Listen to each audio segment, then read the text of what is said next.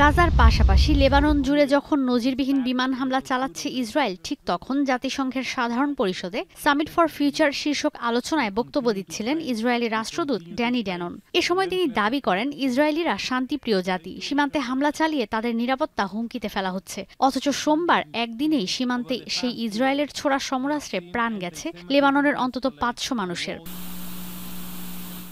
জাতিসংঘের সাধারণ অধিবেশন শুরুর ঠিক আগেই গাজার পাশাপাশি লেবাননে একযোগে হামলার তীব্রতা বাড়িয়েছে ইসরায়েল, যে কারণে সামিট ফর ফিউচারের দ্বিতীয় দিনে অংশ নেওয়া বিশ্ব নেতারা ইসরায়েলের সমালোচনায় ক্ষোভে ফেটে পড়েন। অস্ত্র দিয়ে সহায়তা করা মিত্রদেশ যুক্তরাষ্ট্রের পররাষ্ট্রমন্ত্রী অ্যান্টনি ব্লিংকেন বলেন, কোনো সদস্য দেশের অধিকার নেই সীমান্ত নিয়ে সংঘাতে জড়ানোর। সম্মেলনে লেবাননের পার্লামেন্ট সদস্য জানান, ইসরায়েল হিজবুল্লাহ সংঘাতে চরম ঝুঁকির মুখে পড়েছে লেবাননের সাধারণ মানুষ।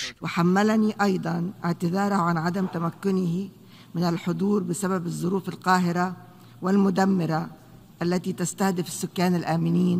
We will continue to affirm that no member state has the right to redraw borders by force or repress their own people. We'll continue to oppose the idea that nations can assert spheres of influence. লেবাননে হামলার তীব্র নিন্দা জানায় France সহ অংশ নেয়া অন্যান্য বিশ্ব নেতা। এ সময় গাজায় গণহত্যা চলছে উল্লেখ করে ইসরায়েলের কড়া সমালোচনা করেন ফিলিস্তিনের প্রধানমন্ত্রী। ফিলিস্তিনকে পূর্ণ সদস্য পদ দিতে জাতিসংঘের প্রতি আহ্বান জানায় ভেনেজুয়েলা। গাজায় ইসরায়েলি বর্বরতার নিন্দা জানিয়ে দ্রুত যুদ্ধবিরতির আহ্বান জানান ইরানের প্রেসিডেন্টও। পাশাপাশি বিশ্বের ন্যায় ও শান্তি প্রতিষ্ঠায় জাতিসংঘকে সক্রিয় ভূমিকা রাখার কথাও বলেন তিনি। به عنوان نماد چند جانبه گرایی به احترام به اهداف و اصول منشور آن. People in the West Bank, including East Jerusalem, continue to face systemic threats driven by escalating settlers' violence, military raids.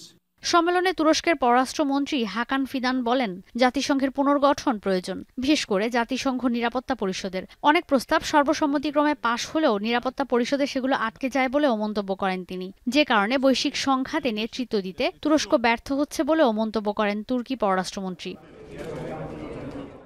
Ishita ব্রহ্ম, এখন বিশ্ব। কালার এক্সপার্ট, জর্জ স্যাপ এবং মাইল্ড অন হ্যান্ডস টেকনোলজি সমৃদ্ধ অরিক্স ক্রিস্টাল ওয়াশ আপনার লন্ড্রি এক্সপার্ট।